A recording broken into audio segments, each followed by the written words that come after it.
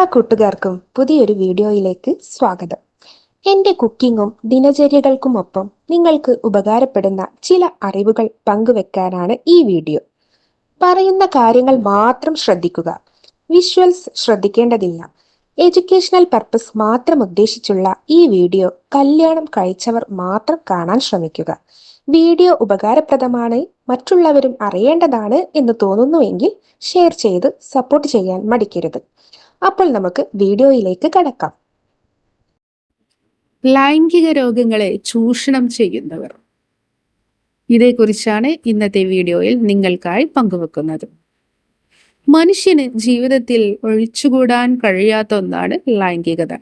എന്നാൽ പലരും അവരുടെ അറിവില്ലായ്മ കാരണം വലിയ പ്രശ്നങ്ങളിൽ ചെന്ന് വീഴാറുണ്ട്. ശാരീരികവും മാനസികവുമായ പ്രശ്നങ്ങൾ ഇതിനെ ബാധിക്കാറുമുണ്ട്. ആധുനിക വൈദ്യശാസ്ത്രത്തിലും പാരമ്പര്യ വൈദ്യത്തിലും പലതിനും ചികിത്സ ഉണ്ടായിരിക്കെ തന്നെ പലരും അനാവശ്യമായ ലജ്ജ കാരണം പല അബദ്ധങ്ങളിലും ചെന്ന് ചാടാറുണ്ട്.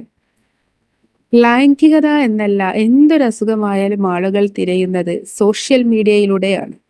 ഇതിനൊരു നല്ല വശവുമുണ്ട്, അതിലേറെ അപകടമായ മറ്റൊരു വശവുമുണ്ട്. ആളുകൾ പുറത്തു പറയാൻ മടിക്കുന്ന പല അസുഖങ്ങളെയും ചൂഷണം ചെയ്യാൻ ധാരാളം ആളുകൾ നമുക്കിടയിലുണ്ട്, പ്രത്യേകിച്ചും സോഷ്യൽ മീഡിയയിൽ. ആരോഗ്യം അത് നമ്മുടെ ജീവിതത്തിലെ വളരെ വിലപ്പെട്ടതാണ്. പലരുടെയും ലൈംഗിക പ്രശ്നങ്ങൾ ഉണ്ടാകുന്നത് ജീവിതശൈലിയിൽ ഉണ്ടായിട്ടുള്ള മാറ്റങ്ങൾ കൊണ്ടാണ്. നമുക്ക് നമ്മളെ തന്നെ നിയന്ത്രിക്കാൻ കഴിയാത്തതാണ് പ്രധാനപ്പെട്ട ഒരു കാരണം. നമ്മുടെ ശരീരത്തിന്റെ ആരോഗ്യം സൂക്ഷിക്കുന്നതിനു വേണ്ട ഭക്ഷണമോ വ്യായാമമോ ഭൂരിഭാഗം പേരും ചെയ്യാറില്ല. അമിതവണ്ണം, ഷുഗർ തുടങ്ങിയ പല അസുഖങ്ങളും സമയക്കുറവ്, ഉദ്ധാരണം തുടങ്ങിയ ലൈംഗിക രോഗങ്ങൾക്ക് കാരണമാകാറുണ്ട്. ചെറിയ രോഗങ്ങൾക്ക് തന്നെ ഒരുപാട് ടെൻഷൻ അടിക്കുന്ന നമ്മുടെ ആളുകൾ ഇത്തരം പ്രശ്നങ്ങൾ ഉണ്ടാവുമ്പോൾ മാനസികമായി ഒരുപാട് തകരുന്നു. അത് മുതലെടുക്കാൻ ഒരുപാട് ആളുകളുമുണ്ട്. ഒരു 2 മാസം ആത്മാർത്ഥമായി നിങ്ങൾ പരിശ്രമിച്ചാൽ ഒരുവിധം ആളുകളുടെയും പ്രശ്നങ്ങൾ തീർന്നു കിട്ടും. ഷുഗർ ലെവൽ നോർമൽ ആക്കി തടി കുറയ്ക്കുക, വ്യായാമം കൂട്ടുക.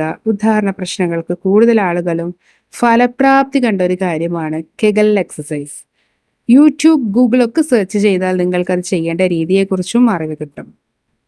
പലരും ഇത്തരം ലൈംഗിക രോഗങ്ങൾക്ക് പരിഹാരം ഫേസ്ബുക്ക് പോലെയുള്ള സോഷ്യൽ മീഡിയകളിൽ ചോദിക്കാറുണ്ട്. അത്തരം പോസ്റ്റുകളുടെ കമന്റ് നോക്കിയാൽ എത്ര പേര് പബ്ലിക്കായി ശരിയായ മറുപടി കൊടുത്തിരിക്കും? എല്ലാവരും ഇൻബോക്സിൽ മാത്രമേ മറുപടി നൽകൂ.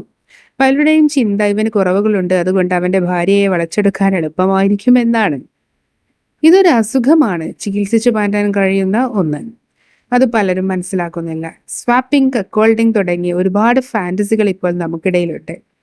അതൊക്കെ അവർ ഇഷ്ടപ്പെട്ട് ചെയ്യുന്നതാണ്, പക്ഷെ അതും ഇതുമായി ഒരുപാട് വ്യത്യാസമുണ്ട് കേട്ടോ. ഇവിടെ സ്ത്രീകളെ പരിചയപ്പെടാൻ കിട്ടുക എന്നത് തന്നെ വിരളമാണ്.